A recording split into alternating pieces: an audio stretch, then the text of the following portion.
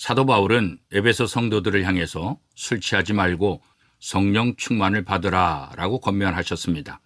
성령 충만이라는 것은 바로 성령의 지배를 받으라는 의미인 것입니다. 고린도전서 12장 4절 말씀에 은사는 여러 가지나 성령은 같고, 이 말은 성령의 은사가 얼마나 다양한지를 말씀해 주고 있는 것입니다. 그러면 우리가 성령의 지배를 받으면 어떤 일들이 일어나게 될까요? 에베소서 5장 19절 말씀에 보면 사도 바울은 성령의 지배를 받으면 신령한 노래를 한다라고 말씀하고 있습니다. 시와 찬송과 신령한 노래들로 서로 화답하며 너의 마음으로 주께 노래하며 찬송하며. 술에 취하게 되면 사람들이 어떻게 될까요? 좀 시끄럽지요. 말도 안 되는 소리들을 많이 하게 됩니다. 그리고 남에게 피해를 끼치게 됩니다. 그러나 성령의 지배를 받으면 하나님을 찬양하게 된다는 것입니다. 듣는 사람도 즐겁게 합니다. 술로 인해서 떠들썩한 것이 아니라 신령한 노래로 기쁨을 표현하게 된다는 것입니다. 시편들을 보십시오. 얼마나 아름답습니까?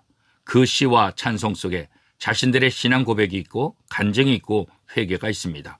오늘도 다윗의 이 시편들은 우리에게 얼마나 많은 위로와 힘을 주고 있습니까?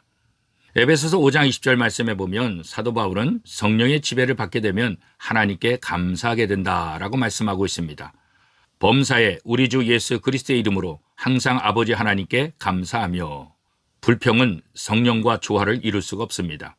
이스라엘 백성들의 가장 커다란 죄 중에 하나는 바로 불평이었습니다. 그러나 성령의 지배를 받는 사람들은 불평이 아니라 감사로 충만해진다는 것입니다. 데살로니가전서 5장 18절 말씀에 보면 범사에 감사라.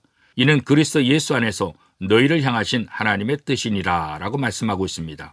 그렇습니다. 불평이 하나님의 뜻이 아니라 감사가 하나님의 뜻이라는 것입니다. 하나님의 자녀는 고통 중에서도 하나님께 불평해서는 안 됩니다. 하나님을 신뢰해야 합니다. 또한 악한 일까지라도 선한 목적으로 바뀌게 하실 수 있는 하나님의 섭리에 대해서도 감사를 해야 합니다. 로마서 8장 28절 말씀입니다. 우리가 알거니와 하나님을 사랑하는 자, 그 뜻대로 부르심을 입은 자들에게는 모든 것이 합력하여 선을 이루느니라. 그렇습니다. 로마서 5장 20절 말씀에 죄가 더한 곳에 은혜가 더욱 넘쳤나니 라는 말씀이 있습니다. 이 말은 은혜를 받기 위해 죄를 많이 지어야 된다고 해석하는 것이 아니라 하나님께 감사하는 것은 하나님이시기 때문이지 악한 일 때문에 감사하는 것은 아닌 것이죠. 에베소서 5장 21절 말씀에 보면 사도 바울은 성령의 지배를 받게 되면 피차 복종하게 된다라고 말씀하고 있습니다. 그리스도를 경외함으로 피차 복종하라. 피차의 복종은 다른 목적이 아닙니다. 여호와를 경외함에 있는 것입니다. 예수 그리스도께 참으로 복종하는 사람들은 성도들 간에 피차 간에 서로 복종하게 된다는 것입니다. 남들이 내게 복종하기를 원하면 나도 남에게 복종해야 하는 것입니다. 기독교의 황금질이 무엇입니까? 마태복음 7장 12절 말씀 아닙니까? 그러므로 무엇이든지 남에게 대접을 받고자 하는 대로 너희도 남을 대접하라. 이것이 율법이요 선지자지나. 그리고 성령의 충만은 한 번만 있는 것이 아닙니다. 지속적으로 이루어져야 하는 것입니다. 사람에 따라서 성령 충만하기도 하고 소멸되기도 한다는 것을 우리가 기억해야 합니다. 성령 충만은 하나님과의 관계가 긴밀해야 하는 것입니다. 하나님의 뜻에 자신의 모든 것을 굴복할 때만 성령의 충만을 받게 되는 것입니다.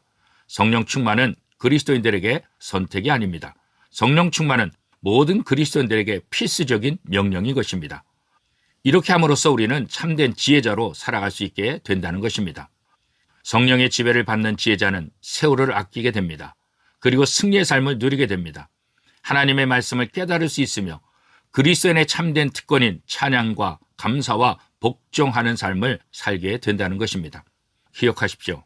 하나님께서는 이러한 성령 충만한 역사와 능력이 여러분 속에서 날마다 일어나기를 소원하고 계십니다. 하나님은 구원받은 것으로만 신앙을 유지하는 자들이 아니라 성령의 능력을 발휘하는 그리스도인의 모습을 보고 싶어 하시는 것입니다. 이러한 삶이 참된 성도, 참된 지혜자의 모습인 것입니다.